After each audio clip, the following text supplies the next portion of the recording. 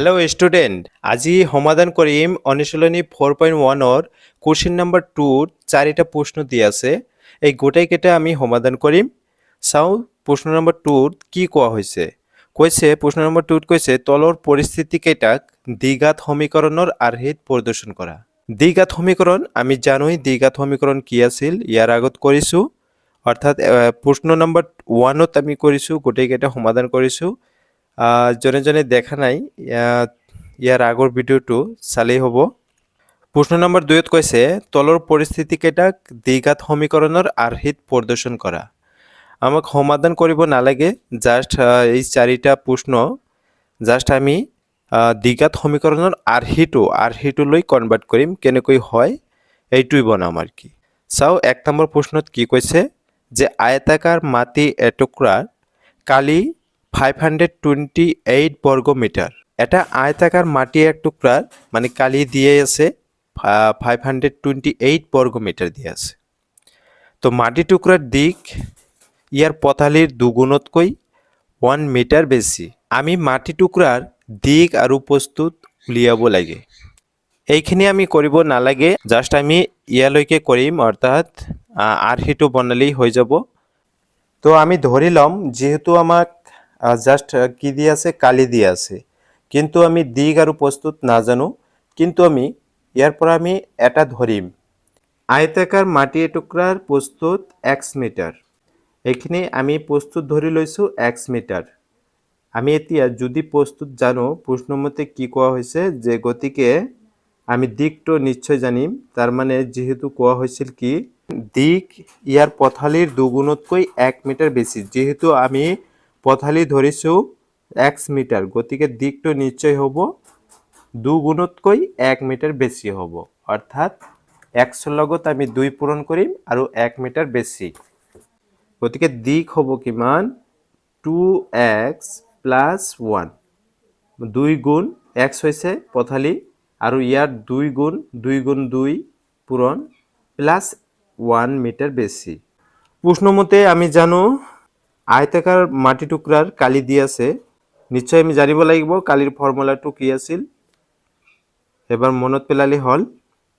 অৰ্থাৎ কালি দিয়া আছে 528 মিটাৰ স্কয়াৰ, প্ৰস্তুত ইনটু দিক। আমি জানো প্ৰস্তুত কিমান হয়, প্ৰস্তুতৰ মান দিয়ে আমি ধৰি লৈছো যে x মিটাৰ, গতিকে x ইনটু আৰু দিক হৈছে 2x প্লাছ 1, গতিকে 528 মিটাৰ স্কয়াৰ। আমি ইয়াৰ পৰা পূৰণ কৰিলে x ইনটু x, অৰ্থাৎ 2x square plus x into 1 x। আৰু দিক যেহেতু ইয়াতে এটা মিটাৰ আছিল, ইয়াতে মিটাৰ আছিল, মিটাৰ ইয়াতে মিটাৰ স্কয়াৰ হ'ব। গতিকে দুয়োফালে কি আছে মিটাৰ স্কয়াৰ আছে, মিটাৰ স্কয়াৰ কেনসেল যাব, থাকি যাব কি 528ক আমি বাওফালে লৈ আহিম, অৰ্থাৎ 2x square plus x minus 528 equal to 0। এইটোই হল আমাৰ সমীকৰণ, দ্বিঘাত সমীকৰণ। যেহেতু দ্বিঘাত সমীকৰণ হৈছে আমি কেনেকৈ গম পাইছোঁ, তাৰ মানে xৰ সৰ্বোচ্চ যেটো পাৱাৰ সেইটো আছে কি 2। গতিকে আমি লিখি দিম কোশ্চেন নম্বৰ 2ত আছে দুটা ক্ৰমিক যোগাত্মক অখণ্ড সংখ্যাৰ পূৰণফল 306। আমি সংখ্যা দুটা উলিয়াব লাগে। যেহেতু কৈছে ক্ৰমিক সিরিয়াল, অর্থাৎ যদি প্রথম সংখ্যাটো যদি 1 হয়, দ্বিতীয় সংখ্যাটো 1 প্লাস হ'ব। তার মানে দ্বিতীয় সংখ্যাটো আমি নিশ্চয় জানো ক্রমিক, যদি সিরিয়াল হয় 2 হয়। আমি ধৰি লৈছো প্ৰথম সংখ্যাটো x, যিকোনো সংখ্যা হ'ব পাৰে, 5 হ'ব পাৰে, 6 হ'ব পাৰে, ধৰি লৈছো x, কি নাজানো কি মান। কিন্তু যেতিয়াই আমি x ধৰিম, তাৰ মানে তাৰ পিছৰ সংখ্যাটো কি হ'ব পাৰে, ক্ৰমিক যেহেতু, গতিকে 1 প্লাস হ'ব, অৰ্থাৎ x প্লাস 1 হ'ব। গতিকে সংখ্যাটো আমি পাই গৈছো, অৰ্থাৎ এটা হল x আৰু এটা হল x প্লাস 1। ধৰা হল ক্ৰমিক যোগাত্মক সংখ্যা দুটা, এটা হল কি x আৰু এটা হল x প্লাস 1। যেহেতু আমি সংখ্যা দুটা পাইছো, গতিকে আমি প্রশ্নমতে লিখিম, প্রশ্নমতে কি লিখিম, সংখ্যা দুটার পূরণফল অর্থাৎ x into X plus one into পূরণ করার পিছত কি পাওঁ মই 306 পাওঁ। পূরণ করে দিম x into X X square plus X into one x equal to 306।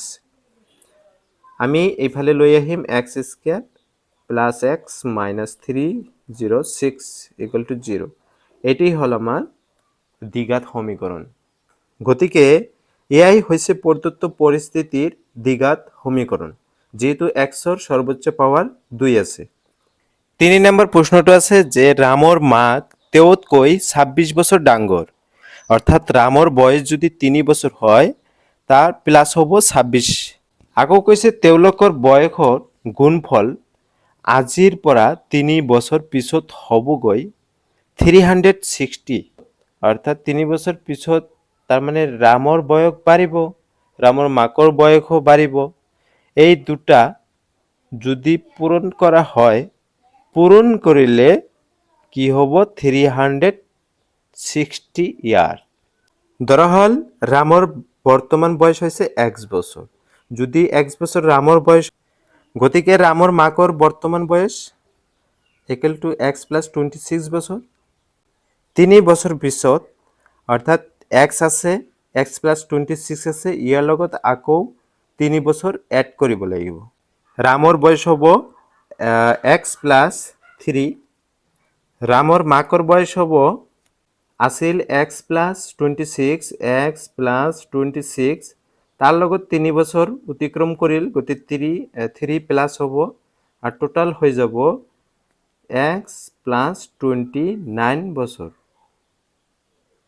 কিন্তু প্রশ্ন মতে কি কইছে এই দুটা অর্থাৎ 3 বছর পিছত এই দুটা বছর অর্থাৎ রামর বয়স আর রামর মাকৰ বয়স এই দুটা পূরণ করার পিছত আমি পাও 360। প্রশ্ন মতে হব আমি এইটো লিখিম এক্স প্লাস 3 আর into X plus 29 equal to কি হয় 360 হয়। আমি পূরণ করিম X into X X square plus X into 29 29x 3 into X 3x আর 3 into 29 87 equal to 360। X square আমি এক্স স্কোয়ার রাখিম আর 29x প্লাস 3x করিম অর্থাৎ 32x প্লাস 87। আমি ইফালৰ পৰা অৰ্থাৎ ৰাইট সাইডৰ পৰা 360 বাওফালে লৈ আহিম অর্থাৎ মাইনাস হৈ যাব, প্লাস আছিল মাইনাস হৈ গ'ল, থাকিল 0।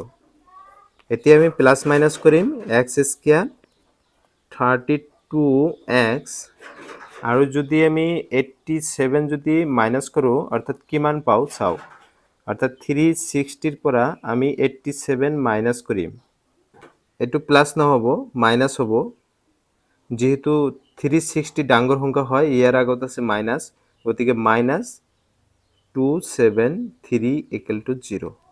আৰু এইটোই হ'ব আমাৰ যেটো দ্বিঘাত সমীকরণ x square plus 32x minus 273 equal to 0। গতিকে 1 নং সমীকৰণটোৱে অৰ্থাৎ এইটো প্ৰদত্ত পৰিস্থিতিৰ যেটো পৰিস্থিতি আমি পাইছিলো সেই পৰিস্থিতিৰ দ্বিঘাত সমীকৰণৰ প্ৰদৰ্শন হয়।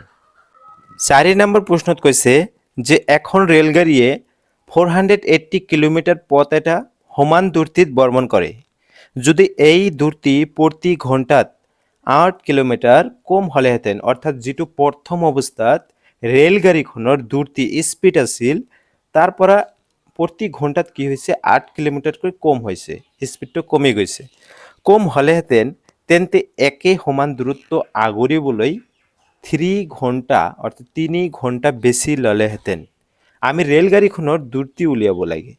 যেহেতু আমি ইয়াত যেটো ৰেলগাড়ীৰ আমি দূৰত্ব অৰ্থাৎ স্পীড নাজানো, কিমান স্পীডত গৈ আছে, আমি প্ৰথমে আমি ধৰি লম ৰেলগাড়ীখনৰ দূৰত্ব অৰ্থাৎ স্পীড কিমান, অৰ্থাৎ 1 কিলোমিটাৰ ধৰি লম। তাৰপিছত যেহেতু ডিস্টেন্স দিয়া আছে অৰ্থাৎ দূৰত্বটো দিয়া আছে যদি ডিষ্টেঞ্চ পাওঁ ইফালে আমি যদি দূৰত্ব স্পীডটো ধৰি লওঁ আমি নিশ্চয় টাইম সময়টো পাই যাম কিমান সময় লাগিছিল তাৰপিছত আমি আকৌ কি কৰিম দূৰত্ব প্ৰতি ঘণ্টাত কি হ'ল 8 কিলোমিটাৰকৈ কমি আহিল তাৰপিছত কিমান সময় লাগিল এই দুটাৰ আমি ডিফাৰেন্স আকৌ দিয়া আছে ইয়াতে ডিফাৰেন্সটো দিয়া আছে 3 ঘণ্টা বেছি ল'লেহেঁতেন কৈছে গতিকে ডিফাৰেন্স নিশ্চয় 3 দুইটাৰ মাজত পাৰ্থক্য হ'ব 3 আমি ডাঙৰটোৰ পৰা সৰুটো বিয়োগ কৰি দিম বিয়োগ কৰি দিলেই এনসাৰ ওলাই যাব চাও কেনেকৈ কৰা হয় আমি ধৰি লৈছো যে ৰেলগাড়ীখনৰ দূৰত্ব x কিলোমিটাৰ পাৰ আৱাৰ হয় অৰ্থাৎ x কিলোমিটাৰ পাৰ আৱাৰ হয় তো দিয়া আছে আমি দিয়া আছে এখানে লিখিম কি দিয়া আছে ডিসটেন্স দিয়া আছে ডিসটেন্সটো আমি লিখি লও যে মোট দূরত্ব 480 কিলোমিটার কিন্তু আমি জানো আমি আগতে এটা ফর্মুলা পাই আহিছো যে আমি জানো ফর্মুলাটো কি আছিল ডিসটেন্স ফর্মুলা আছিল আমি জানো অর্থাৎ দূরত্ব ইকুয়াল টু কি আছিল ডিসটেন্স বাই অর্থাৎ দূরত্ব ডিভাইডেড বাই কি হব টাইম হব অর্থাৎ সময় এরপরে আমি ইন্টারচেঞ্জ যেহেতু আমার টাইম লাগে গতিকে আমি টাইমটো প্রথমে কি করিম ইফালে লই আহিম টাইমটো যদি ইফালে লই আহো দূরত্বটো ইফালে যাব দূরত্বটো ইফালে গলে ডিভাইড হয়ে যাব এতিয়া আমি কি করিম উপৰত ডিসটেন্সটো জানো 480 আৰু দূৰত্ব হল x কিলোমিটাৰ পাৰ আওয়াৰ কিলোমিটাৰ উপৰত আছে আৰু তলত আছে x kilometre kilometre kilometre cancel যাব থাকিব আওয়ার গতিকে আমি টাইম পাইছো এইটো আকৌ যদি কি হয় 480 কিলোমিটার যাওতে যদি দূরত্ব হয় দূরত্ব কিমান আছিল যে x আছিল এইখানি x এর পরে 8 মাইনাস কইছে মাইনাস পার আওয়ার অর্থাৎ কিলোমিটার পার আওয়ার হয় মানে এইটো এটা হয় কি পাম তেন্তে সময় কি পাম সময় এনেকুৱাই হ'ব ফৰ্মুলাটো উপৰত হ'ব কি দূৰত্ব সেম আছে 480 আৰু দূৰত্ব কি আছে এইটো হ'ব আগত আছিল এইটো কিন্তু এতিয়া এইটো অৰ্থাৎ x - 8 হ'ব আওয়াৰ তেনেহলে এইটো এটা সময় পাইছো আৰু এইটো এটা সময় পাইছো এই দুটা সময়েৰ ভিতৰত কোনটো সময় ডাঙৰ কোনটো বেছি সময় লাগিছে কোনটো যেটোৰ তলত কি আছে এইটো কম সৰু সংখ্যা হয় না নাই এইটো x এটা কি যিকোনো এটা সংখ্যা আছিল তাৰ পৰা 8 মাইনাস কৰা হৈছে নিশ্চয় এইটো কি হল সৰু যদি হৈছে সৰু সংখ্যা দি যদি এটা সংখ্যাক যদি ডিভাইড কৰা হয় এই সময়টো কি হ'ব বেছি হ'ব আৰু এইটো এটা ডাঙৰ সংখ্যা x এৰ পৰা একো সংখ্যা মাইনাস কৰা হোৱা নাই অৰ্থাৎ এইটো এটা ইয়াতকৈ ডাঙৰ হ'ব এই ডাঙৰ সংখ্যাটো যদি এইটো ডিভাইড কৰা হয় নিশ্চয় এটা সৰু সংখ্যা ওলাব গতিকে কি আছিল আগত সময় কম লাগিছিল আৰু এইটো পিছত বেছি লাগিছিল এইটো সময় বেছি তো এইটোৰ পৰা আমি এইটো যদি বিয়োগ কৰো নিশ্চয় ডিফাৰেন্সটো আছিল 3 গতিকে আমি প্ৰশ্নমতে লিখিম যে 480 ডিভাইডেড বাই এইটো হয় এইটো ডাঙৰ সময় হয় মাইনাস ইফালে আছে 480 x ইকুয়াল টু এইটো ডিফারেন্স পাৰ্থক্য 3 বুলি কৈছিল এই দুটাৰ পৰা আমি 480 কমন লৈ লম 480 কমন উপৰত থাকিব 1 তলত x - 8 minus 1 divided by x equal to 3 ইয়াৰ পৰা 480 আমি ইফালে লৈ যাম আৰু এই দুটাৰ মাজত আমি মাইনাস কৰিম মাইনাস কৰাৰ আগত আমি তলৰ দুটাৰ মাজত লসাগু ল'ব লাগিব আৰু লসাগু ল'লে কি হ'ব x - 8 into এইটো থাকিব x থাকিব আৰু উপৰত হ'ব এই সংখ্যাটো অৰ্থাৎ এই সংখ্যাটো যদি আমি এইটো ডিভাইড কৰা হয় এইখিনি ক্যান্সেল যাব থাকিব x অৰ্থাৎ x মাইনাস আকৌ এইটো দি কৰিলে x যাব থাকিব x মাইনাস 8 কিন্তু ইয়াতে মাইনাস আছে গতিকে ব্ৰেকেট দিব লাগিব আৰু ইফালে হৈ যাব ইফালে 480 ইনটু হিচাপে আছিল ইফালে গলে ডিভাইড হৈ যাব অৰ্থাৎ 3/480 ইয়াৰ পৰা আমি ব্ৰেকেটটো ওপৰত উঠাই দিম আৰু তলত পূৰণ কৰি দিম। ওপৰত যদি ব্ৰেকেট উঠাই দিয়া হয় এক্স মাইনাছ এক্স প্লাছ 8 হ'ব আৰু তলত হৈ যাব এক্স পূৰণ কৰিলে x square minus x into 8x আৰু ইয়াৰ পৰা যদি আমি ডিভাইড কৰোঁ 316 আৰু এটা 0 আছে 0 অৰ্থাৎ ইফালে থাকিল 1/60 160 আৰু ইফালে x কেঞ্চেল x ৰ লগত মাইনাছ প্লাছ ওপৰত থাকি গ'ল 8 তলত থাকি গ'ল x স্কুৱাৰ মাইনাছ 8x আৰু ইফালে 1/160 আমি ক্ৰছ মাল্টিপ্লাই কৰোঁ 1 ৰ লগত এইখিনি কৰোঁ x স্কুৱাৰ মাইনাছ 8x আৰু ইয়াৰ লগত এইটো যদি পূৰণ কৰা হয় অৰ্থাৎ 160 লগত আৰু 8 লগত আমি শূন্যটো পিছত বহাই দিম অৰ্থাৎ 1280 আমি ইফালে লৈ আহিম x square minus 8x minus 1280 equal to 0 আৰু এইটোই হৈছে আমাৰ প্ৰদৰ্শন কৰিবলগীয়া দ্বিঘাত সমীকৰণ। গতিকে 1 নং সমীকৰণটোৱে অৰ্থাৎ এইটো প্ৰদত্ত পৰিস্থিতিৰ দ্বিঘাত সমীকৰণ। এইখিনি আছিল আজিৰ ভিডিঅ'।